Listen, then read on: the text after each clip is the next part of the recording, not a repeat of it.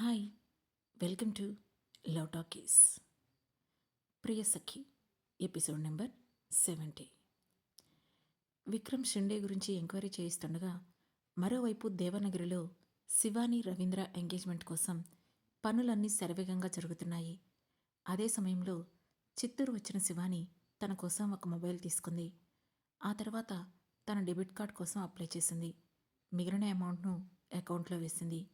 Mobile SIM card తీసుకోగానే వెంటనే తన టీం మెంబర్స్లో కీ రోల్ ప్లే చేసే రామ్కి కాల్ చేసింది. అతను ఫోన్ లిఫ్ట్ చేయగానే, హలో రామ్, నేను శివాని అని గంభీరంగా అంది. ఆ మాట విన్న సదరు రామ్, మేడం మీరా, మీరింకా అని ఆశ్చర్యంగా అడుగుతూ సగంలోనే ఆగిపోయాడు. నేను చచ్చిపోయాను అనుకున్నారా అని అడిగింది శివాని. సారీ మేడం, ఆ రోజు మా కళ్ళ ముందే సముద్రంలో పడిపోయారు కదా. మీకోసం పోలీసులు కూడా చాలా సెర్చ్ చేశారు, కానీ మీ ఆచూకీ మాకు దొరకలేదు. అందుకే మేడం అంటూ ఆగిపోయాడు రామ్. నేను చనిపోయానని ఫిక్స్ అయిపోయారు, అంతేనా? మీరేనా ఎవరిదో అనాథ శవం తీసుకొచ్చి నా శవమని ఇంట్లో పెట్టారు అని అడిగింది శివాని. దాంతో కొంచెం ఇబ్బందిగా, అది మేడం, మీ బావ రవీంద్ర గారు చెప్తేనే చేశాం. ఇక మీరు రారు అని ఫిక్స్ అవడంతో ఆ పని చేయాల్సి వచ్చింది అని చెప్పాడు రామ్. చాలా గొప్ప పని చేశారు. సరే, ఇంతకీ అక్షర్ సంగతేంటి, తనెక్కడుంది అని అడిగింది శివాని. ఆ రోజు మీరు మిస్ అయిన తర్వాత మేమిక అక్షర్ను ట్రేస్ చేయలేదు అని చెప్పాడు రామ్. వాట్? తనని ఎప్పుడు ఫాలో అవ్వమని మన టీంకి చెప్తూనే ఉన్నాను కదా, మీరు అలా ఎలా వదిలేశారు అని సీరియస్గా అడిగింది Shivani. Sorry madam, but no worries, వెంటనే తనెక్కడుందో కనుక్కుంటాను. ఒక 2 అవర్స్లో మీకు కాల్ చేస్తాను అని హడావుడిగా చెప్పాడు Ram. I'm very disappointed Ram. మీకు నెలకి లక్షల జీతాలు ఇస్తుంది ఇలా నేను పోగానే అవన్నీ వదిలేయడానికి కాదు. మీకెప్పుడో చెప్పాను కదా, నేనున్నా లేకపోయినా ఆ అక్షరాన్ని చంపడం మన టీంకి ఒక లక్ష్యం కావాలని. అది వదిలేసి ఇచ్చిన డబ్బులతో హాయిగా జల్సాలు చేస్తున్నారా అని అడిగింది శివాని. లేదు మేడం, మీరిచ్చిన డబ్బులు ఏ నెలకా నెల అయిపోయాయి. ఇప్పుడు డబ్బులు లేక కొత్త ఉద్యోగం కోసం చూస్తున్నాం అని ఇన్నోసెంట్గా చెప్పాడు రామ్. ఓకే ఓకే, ఈవినింగ్ కల్లా మీ అందరికీ అమౌంట్ సెండ్ చేస్తాను. వెంటనే అక్షర్ ఎక్కడుందో తెలుసుకోండి అని చిరాగ్గా చెప్పింది శివాని. ఓకే మ్యామ్, ఒక 2 అవర్స్లో మీకు ఇన్ఫామ్ చేసేస్తాను అని కాన్ఫిడెంట్గా చెప్పాడు Ram. Get it done fast, లేదంటే నా ఫోకస్ అక్షర్ మీద నుంచి మీ మీదకి మళ్ళుతుంది అని వార్నింగ్ టోన్లో చెప్పి కాల్ కట్ చేసిన శివాని తనకు కావలసిన కొన్ని థింగ్స్ కొనుక్కొని తిరిగి దేవనగరి బయలుదేరింది. ఆమె ఇంటికి వచ్చేసరికి ఇంట్లో ఏదో హడావుడిగా అనిపించింది. ఏంటి హడావుడి, మళ్ళీ ఏం పూజలు పుణ్యాలు చేస్తున్నారు అని అనుకుంటూ తన రూంలోకి వెళ్తున్న శివానికి హాల్లో ఆచారి గారు నగలకు మెరుగు పెట్టడం కనిపించింది. అక్కడే సోఫాలో తన తండ్రి కూర్చొని ఉన్నాడు. దాంతో అతని దగ్గరికి వెళ్ళి పక్కనే కూర్చుంటూ, ఇవన్నీ అమ్మ నగలు కాదా నాన్నగారు, ఇప్పుడెందుకు మెరుగు పెట్టిస్తున్నారు, అసలు ఏం జరుగుతుంది, ఏంటి హడావుడి అని అడిగింది శివాని. ఆ మాటతో వెంటనే అక్కడే ఏదో పని చేసుకుంటున్న స్నేహలత వైపు చూశాడు ఆదికేశవ. చెప్పకండి మావయ్య అని సైగ చేసింది స్నేహలత. ఆ మాటతో, ఏం లేదమ్మా, త్వరలో గుడిలో హోమం చేయించాలి, అందుకే ఏర్పాట్లు. అలానే ఈ నగలు మెరుగు పెట్టించి సంవత్సరాలైపోయింది కదా, అందుకే పెట్టిస్తున్నాను అని చెప్పాడు ఆదికేశవ. ఓ అవునా, సరే నాన్నగారు, నేను మీతో ఒక విషయం చెప్పాలి. నెక్స్ట్ వీక్ నేను వెళ్ళిపోతాను, ఎంఎస్ చేయడానికి అమెరికా వెళ్ళాలి అని చెప్పింది శివాని. ఆ మాటతో నుదురు చిట్లించి, అమెరికా ఎందుకు వెళ్తున్నావు శివ, నువ్వు ఇక్కడే ఉండు, ఈ సంస్థానాన్ని చూసుకోవాలి, అయినా ఇప్పటి వరకు చదివింది సరిపోదా అని అడిగాడు ఆదికేశవ. లేదు నాన్నగారు, నేను ఇంకా చదువుకోవాలి, ఎంఎస్ కంప్లీట్ అయితే అప్పుడు నేను పూర్తిగా సర్జికల్ డాక్టర్ని అయిపోతాను అని చెప్పింది శివాని. ఓ, మరి అది అమెరికా వెళ్ళే చదువుకోవాలా, మన చిత్తూరులో చదువుకోకూడదా? ఇప్పటికే ఎంబీబీఎస్ అని ముంబై వెళ్ళి ఇన్ని సంవత్సరాలున్నావు, మన చిత్తూరులో కూడా పెద్ద కాలేజ్ ఉంది కదా, అక్కడ చదువుకో అని చెప్పాడు ఆదికేశవ. తన తండ్రి తనకు దగ్గరగా ఉండాలని అనుకుంటున్నాడని అర్థం చేసుకుంది శివాని. కానీ ప్రజెంట్ సీట్ అయితే అక్కడే వచ్చింది నాన్నగారు, పోనీ చిత్తూరు కాలేజీకి ట్రాన్స్ఫర్ చేయించుకుంటాను. అలా చేయాలన్నా కూడా అట్లీస్ట్ 1 వీక్ ఆర్ 10 డేస్ నేను ముంబై వెళ్ళి రావాలి అని చెప్పింది శివాని. అంతలో వాళ్ళ మాటలకి అడ్డొస్తూ, అదేంటి శివ అలా అంటున్నావు, మావయ్య గారు తలుచుకోవాలే కానీ చిత్తూరు కాలేజీలో నీకు సీట్ ఎంతసేపు వస్తుంది, ఆ విషయాలన్నీ రవీంద్ర చూసుకుంటాడులే అని చెప్పింది స్నేహలత. ఆ మాటతో కోపంగా ఆమె వైపు చూసింది శివాని. కానీ శివాని చూపును ఏమాత్రం లెక్క చేయకుండా తన పని తాను చేసుకుంటూ ఉంది స్నేహలత. అవును శివాని, ఇక సీటు విషయాలన్నీ రవీంద్ర చూసుకుంటాడులే. నువ్వెక్కడికి వెళ్ళకు. ఇకపై ఇక్కడే ఉండు. మన సంస్థానంలోనే ఒక పెద్ద హాస్పిటల్ కట్టిద్దాం. నీతో పాటు నీ ఫ్రెండ్స్ ఎవరైనా ఉంటే ఓ నలుగురిని డాక్టర్స్గా వేయిద్దాం. మన సంస్థానంతో పాటు చుట్టుపక్కల ఊళ్ళో అందరికీ కూడా మనం ఫ్రీ ట్రీట్మెంట్ ఇద్దాం అని చెప్పాడు ఆదికేశవ. ఆ మాటలన్నీ వింటున్న స్నేహలత అప్పుడు కానీ ఈ రాజుల సంస్థానం బిచ్చగాళ్ళ సంస్థానం కాదు అని తనలో తానే గొనుక్కుంది. తండ్రి అడిగిన మొదటి కోరికకు ఎలా అడ్డు చెప్పాలో శివానికి అర్థం కాలేదు. కానీ తను అనుకున్న పనులు జరగాలంటే తను అక్కడి నుంచి బయటకు వెళ్లాల్సిందే. దేవనగరిలో ఉంటే తనేమీ చేయలేదు. అందుకే ఎలాగైనా అక్కడి నుంచి బయటపడాలని చూస్తుంది.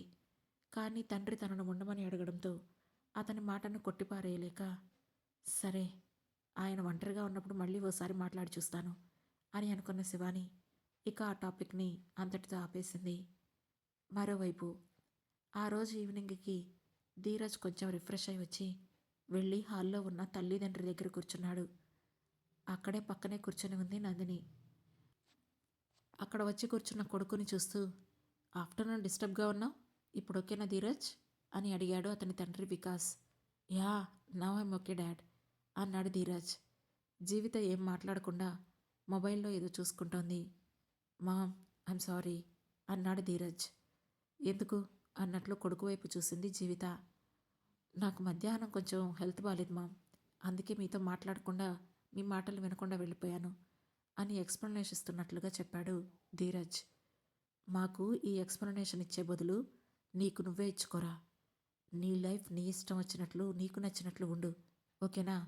బట్ నాకు నందిని విషయంలో మాత్రం ఏదో ఒక క్లారిటీ ఇవ్వు అని చెప్పింది జీవిత.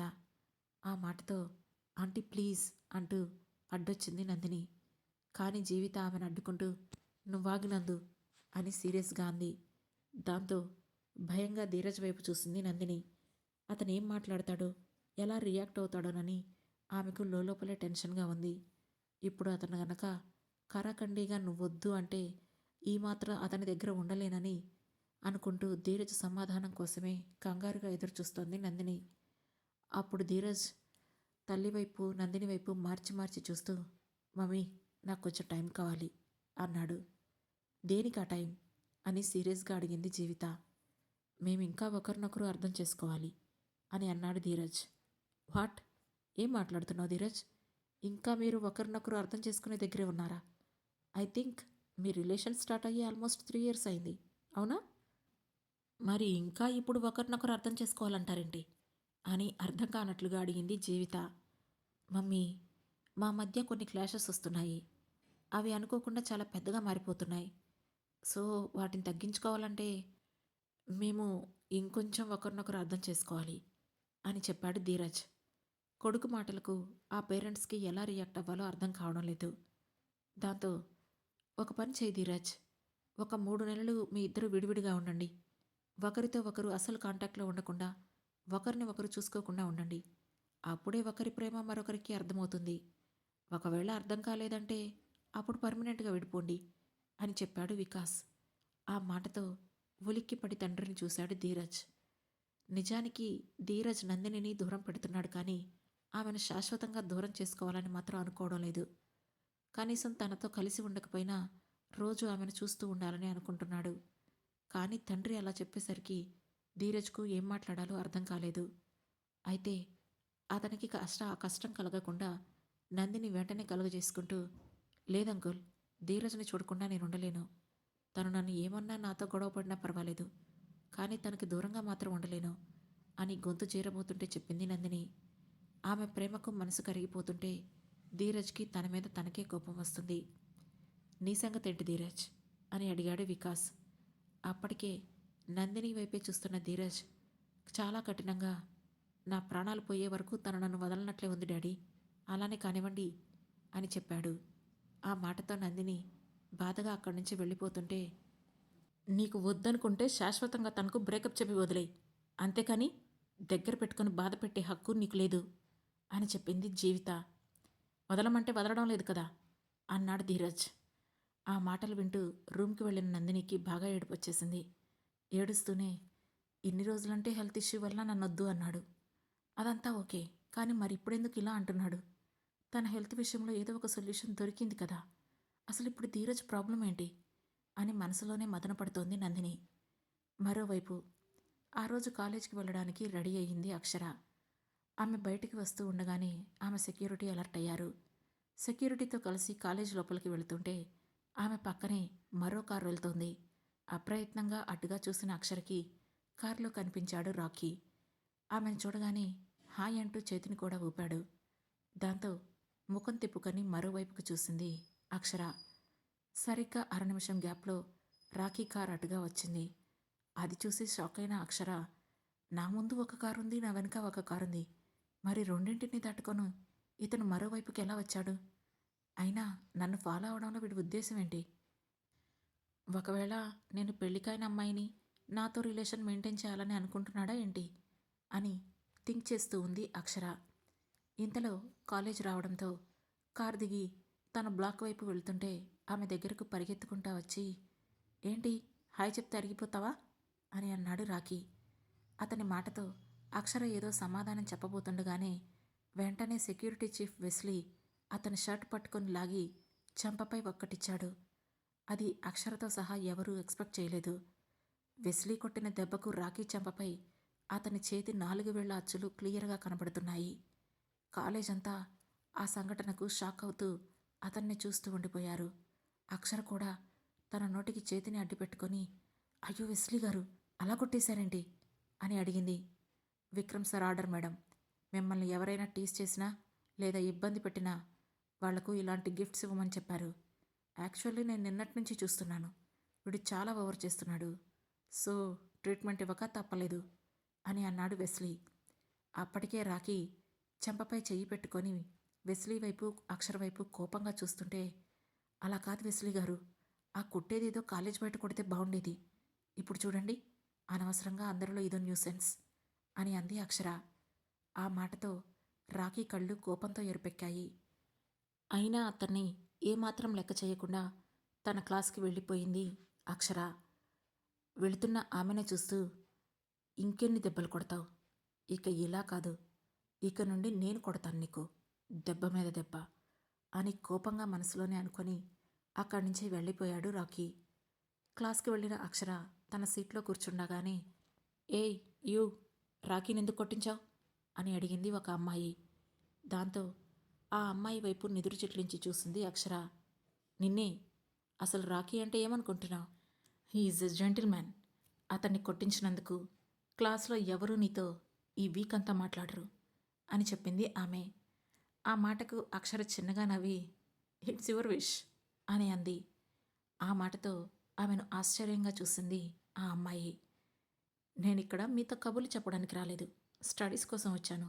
సో మీరందరూ నన్ను బాయ్కాట్ చేసినంత మాత్రాన ఐ వోంట్ బి రిగ్రెట్ అని చెప్పింది అక్షర. దాంతో ఆ అమ్మాయి పళ్ళు కొరుకుతూ అక్కడి నుంచి వెళ్ళిపోయింది. సరిగ్గా 5 నిమిషాలకు డీన్ రూమ్ నుంచి అక్షరకు పిలుపొచ్చింది. దాంతో అక్షర తన సెక్యూరిటీతో సహా లోపలికి వెళ్ళింది. ఆమెను చూస్తూనే, వాట్ ఈస్ దిస్ అక్షర, మీ సెక్యూరిటీ రాకీని కొట్టారట అని అడిగాడు డీన్. అవును సార్, బట్ నా సెక్యూరిటీ అతన్ని కొట్టడానికి ఒక రీజన్ ఉంది అని చెప్పింది అక్షర. ఏంటా రీజన్ అని అడిగాడు డీన్. దాంతో జరిగింది మొత్తం చెప్పింది అక్షర. అది విన్న డీన్, కాలేజీలో ఇలాంటివన్నీ సహజమే, దీనికే నువ్వు అతన్ని సెక్యూరిటీతో కొట్టిస్తావా, ఇలా చేస్తే నీకు సెక్యూరిటీ లేకుండా చేయాల్సి వస్తుంది అని సీరియస్గా చెప్పాడు. ఆ పని చేయండి, పేడా పోతుంది అని మనసులోనే అనుకున్న అక్షర అంతలోనే విక్రమ్ గుర్తురాగానే, సార్ ముందు అతన్ని నా జోలికి రావద్దని చెప్పండి, నాకు ఆల్రెడీ మ్యారేజ్ అయింది, మ్యారేజ్ అయిన అమ్మాయిని టీస్ చేయడం ఎంతవరకు కరెక్ట్ అని అడిగింది అక్షర. ఆ మాట విన్న రాకీ, ఐఎమ్ సారీ సార్, తనకు మ్యారేజ్ అయిన సంగతి నాకు తెలీదు, తెలిస్తే నేనెందుకు తనను టీస్ చేస్తాను అని చెప్పి తిరిగి అక్షర వైపు చూసి ఐఎమ్ సో సారీ అని అన్నాడు. అప్పటికే సెక్యూరిటీ ఇచ్చిన కోటింగ్ ఇక చాలు అని అనుకున్న అక్షర, ఓకే నువ్వు నీ లిమిట్స్లో ఉంటే నా సెక్యూరిటీ నిన్ను టచ్ చేయరు అని చెప్పి అక్కడి నుండి వెళ్ళిపోయింది. వెళుతున్న అక్షరాన్ని చూస్తూ, నీకు జరిగింది ఒక పెళ్ళి, దానికింత ఓవర్ బిల్డప్, ఇక నేను నిన్ను ఏమీ అనను నీ అంతట నువ్వే నాతో ఫ్రెండ్షిప్ చేసేలా చేస్తాను అని మనసులోనే అనుకొని డీన్ వైపు తిరిగి, థ్యాంక్ యూ సార్, ఇకపై నేను తనను డిస్టర్బ్ చేయను అని చెప్పి బయటకు వెళ్ళిపోయాడు. క్లాస్కి వెళ్ళిన అక్షర తన సీట్లో కూర్చొని జరుగుతున్న క్లాస్పై కాన్సన్ట్రేషన్ పెట్టింది. కాసేపటికి వచ్చిన రాకీ తను వెళ్ళి వేరే చైర్లో కూర్చొని అక్షరని చూస్తున్నాడు. కానీ అక్షర అతన్ని ఏమాత్రం పట్టించుకోకుండా క్లాస్ వింటూ నోట్స్ రాసుకుంటోంది. కాసేపు రాకీని గమనించిన వెస్లీ వెంటనే అతన్ని ఫోటో తీసి విక్రమ్కు ఫార్వర్డ్ చేశాడు. అప్పటికే ఆల్రెడీ హాస్పిటల్లో అతన్ని చూసిన విక్రమ్ అతని గురించి వెంటనే డీటెయిల్స్ కనుక్కో అని చెప్పి వెస్లీకి రిటర్న్ మెసేజ్ చేశాడు. ఆ ఫోటో తన టీంకి పంపించి తన గురించి డీటెయిల్స్ కలెక్ట్ చేయమని చెప్పాడు వెస్లీ. క్లాసెస్ అయిపోయాక బయటికి వస్తున్న అక్షర మొబైల్ రింగ్ అయింది. చూస్తే అటువైపు నుండి విక్రమ్ కాల్ చేస్తున్నాడు. దాంతో వెంటనే కాల్ లిఫ్ట్ చేసిన అక్షర, హాయ్ విక్రమ్, ఎలా ఉన్నారు అని అడుగుతూ కారెక్కింది. ఫైన్, ఏంటి మార్నింగ్ కాలేజీలో ఏదో జరిగిందట కదా అని అడిగాడు విక్రమ్. ఏదో జరిగిందని చెప్పినప్పుడు ఏం జరిగిందో కూడా డీటెయిల్గా వెస్లీ గారు చెప్పే ఉంటారు కదా అని నవ్వింది అక్షర. కోర్స్, ఇంతకీ నీ డే ఎలా జరుగుతుంది, ఆల్ గుడ్నా అని అడిగాడు Vikram. Yeah Vikram, college, tight security, TV, OTT web series, notes రాసుకోవడం, అప్పుడప్పుడు నీతో కాల్స్. ఫస్ట్ రోజు ఉన్నంత బోర్గా అయితే లేదులే, అయినా సిచ్యువేషన్కి తగ్గట్టు వెళ్ళిపోవడమే, అంతకు మించి మనకు వేరే ఆప్షన్ లేదు కదా అని అంది అక్షర. ఆ మాటతో విక్రమ్కు నీరసం వచ్చేసింది. తన నుండి నేను నిన్ను చాలా మిస్ అవుతున్నాను విక్రమ్ అని ఒక ఎమోషనల్ డైలాగ్ వస్తే రెక్కలు కట్టుకొని ఆమె దగ్గర వాలిపోవడానికి రెడీగా ఉన్నాడు అతను. కానీ అది రాకపోవడంతో నీరసంగా, ఓకే టేక్ కేర్, నేను నైట్కి కాల్ చేస్తాను అని చెప్పాడు విక్రమ్. ఓకే విక్రమ్ అని క్యాజువల్గా కాల్ కట్ చేసిన అక్షర విండోలో నుంచి బయటికి చూస్తూ కూర్చుంది. అప్పుడే రాఖీ కార్ వాళ్ళ కార్కి సమానంగా రోడ్డుపై వెళ్తోంది. కానీ రాఖీ మాత్రం ఆమె వైపు చూడకుండా డ్రైవింగ్పై కాన్సన్ట్రేషన్ చేస్తున్నాడు. అది గమనించిన అక్షర, పర్వాలేదు చెప్తే వింటాడేమో, మంచోడే, అనవసరంగా వెస్లీ చేతిలో దెబ్బతిన్నాడు అని అనుకుంది. ఆ మరుక్షణమే రాఖీ కార్ వాళ్ళ కారును క్రాస్ చేసుకుంటూ వెళ్ళిపోయింది. ఆ తర్వాత అక్షర కార్ దిగి ఆమె ఇంటి లోపలికి వెళ్ళిపోయింది. మరోవైపు రూమ్లో ఉన్న శివాని అటూ ఇటూ కాలికాలని పిల్లలా తిరుగుతూనే ఉంది. ఆమె రామ్ కాల్ కోసమే వెయిట్ చేస్తుంది. అప్పటికే రామ్తో మాట్లాడి 3 అవర్స్ అయింది.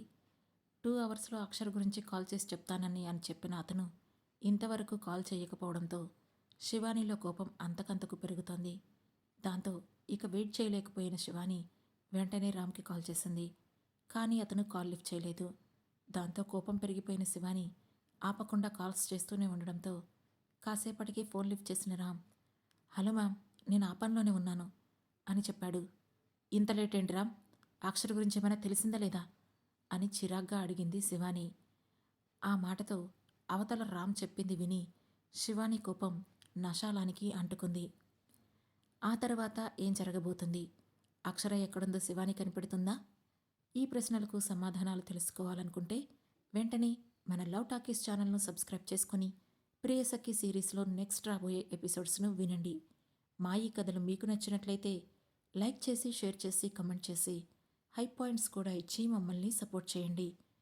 Thank you.